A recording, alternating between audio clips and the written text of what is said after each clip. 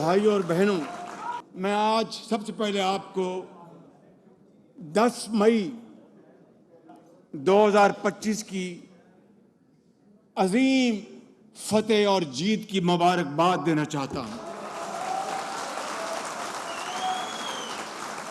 یہ وہ فتح ہے جس نے دشمن کو وہ سبق سکھایا کہ وہ زندگی بھر یاد رکھے گا۔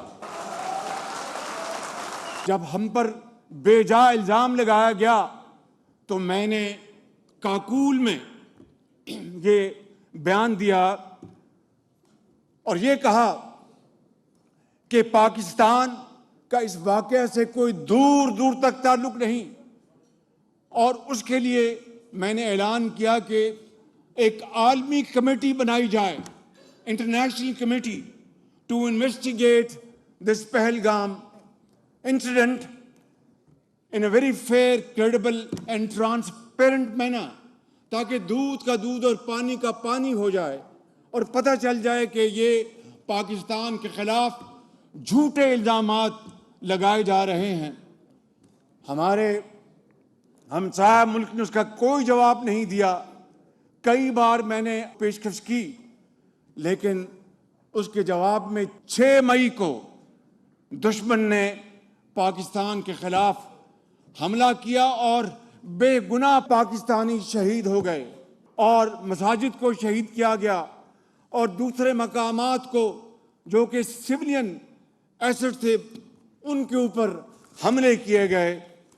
میں سمجھتا ہوں میرے بزرگوں، بھائیوں اور بہنوں اور نوجوان ساتھیوں، پاکستان کو اپنے دفاع میں کارروائی کرنی پڑی اور ایک جھٹکے میں دشمن کے 6 جہاز زمین بوس ہو گئے۔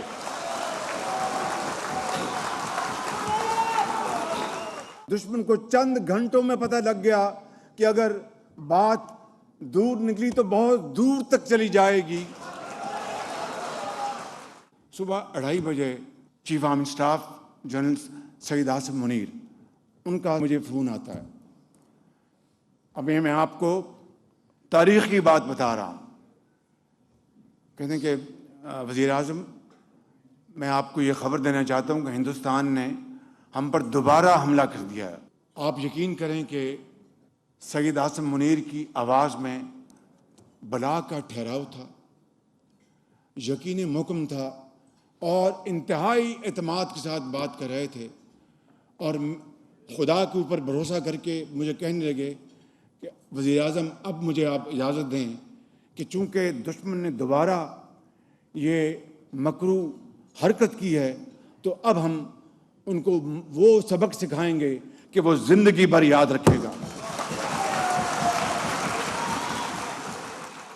جو بات میں آپ سے کرنا چاہتا ہوں کہ میں ابھی بعض عرب ممالک جو ہمارے دوست ممالک وہاں سے ہو کے آئے ہیں، وہاں پر ایک سربراہ نے مجھ سے پوچھا کہ وزیر اعظم، میں آپ سے پوچھنا چاہتا ہوں کہ وہ کون سی 2 باتیں ہیں جو کہ اس آپ کی عظیم فتح کی وجہ بنی۔ میں نے کہا نمبر 1، افواج پاکستان کی دلیری، شجاعت، پروفیشنل ایکومن اور اللہ تعالیٰ پر بھروسہ اور most modern techniques and highest level of training.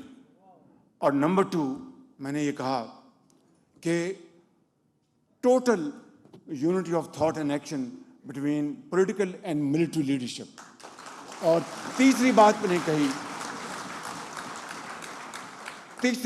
کہی کہ جب فیصلہ ہوا تو ملٹری لیڈرشپ نے پھر مڑ کے نہیں دیکھا، انویورنگ commitment.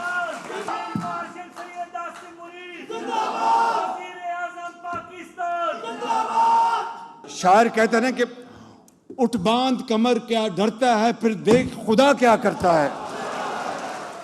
Field marshal Asim Munir نے اس جنگ کو لیڈ کیا۔ ان کی بڑی فوج کے جوانوں اور افسروں نے اپنی اعلیٰ ترین کارکردگی دکھائی، اور ہمارے شاہینوں نے اور ایئر چیف ظہیر بابر نے، انہوں نے بہترین ہمارے شاہینوں نے جھپٹ جھپٹ کر قابو کیا اور پاکستان کو اللہ تعالیٰ کے فضل و کرم سے وہ سرفرازی اللہ تعالیٰ نے عطا فرمائی جس کی تاریخ حاضر میں کوئی مثال نہیں ملتی۔ اور تیسری بات، پوری قوم میں ایکا یکجہتی، کراچی سے لے کر پشاور تک 24 کروڑ لوگ، بزرگ، مائیں، بہنیں، نوجوان سجدہ ریز تھے۔ اللہ تعالیٰ نے عظیم پاکستانیوں آپ کو وہ فتح دی ہے کہ آج مغرب سے لے کے مشرق تک لوگ پاکستان کے جب سبز پاسپورٹ کو دیکھتے ہیں تو آگے بڑھ کے کہتے ہیں کہ ہم سلام کرتے ہیں پاکستان سے۔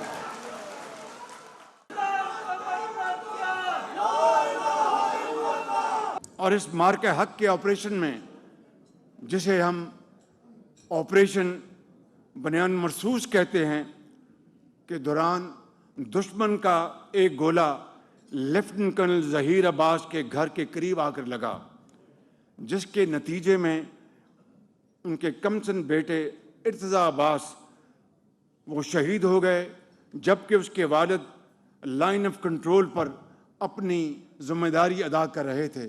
میں بھی، صدر پاکستان بھی، فیلڈ مارشل سید آصف منیر، ہم سب نے اس ننھے منھے بچے کا جنازہ پڑھا۔ خدائے بزرگ و برتر کی قسم ہے کہ وہ بچے کا چہرہ پھول کی طرح کھلا ہوا تھا۔ میں آپ کو آج یہ کہنا چاہتا ہوں کہ ہم نے اس کبھی حرکت کا بھرپور بدلہ لیا ہے۔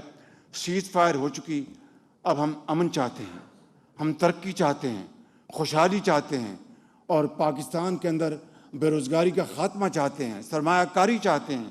اور میں نے یہ آفر کئی مرتبہ میں نے دی ہے، دنیا نے سنی ہے، یہ آنریبل پارلیمنٹرین بیٹھے ہیں، آپ لوگ بیٹھے ہیں، میں نے یہ بات کئی مرتبہ کی کہ ہم کشمیر، ہم پانی کے مسئلے کے اوپر، ہم ٹریڈ کے اوپر، ہم کاؤنٹر ٹیررزم کے اوپر ہم بیٹھ کر بات کرنا چاہتے ہیں، not from a position of weakness, ہم برابری کی بنیاد پر آپ سے بات کرنا چاہتے ہیں اور یہ مسائل کشمیر کے اور دوسرے مسائل حل کرنا چاہتے ہیں، کیونکہ خطے میں ہم ہمسایہ ہیں۔ اب یہ ہمارے اوپر ہے کہ ہم نے امن سے رہنا ہے یا ایک جھگڑالو ہمسایوں کی طرح رہنا ہے۔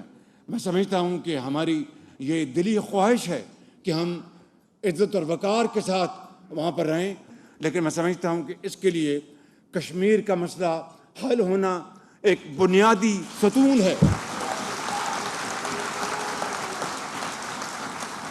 اگر کوئی یہ سمجھتا ہے کہ کشمیر کے مسئلے کے بغیر یہ تعلقات، باہمی تعلقات استوار ہو سکتے ہیں، he is living in a fool's paradise۔ یہ کبھی نہیں ہو سکتا۔ کشمیریوں کا خون رائے گا نہیں جانے دیا جائے گا، کشمیریوں کو ان کا حق ملے گا۔ اسی طریقے سے غزہ میں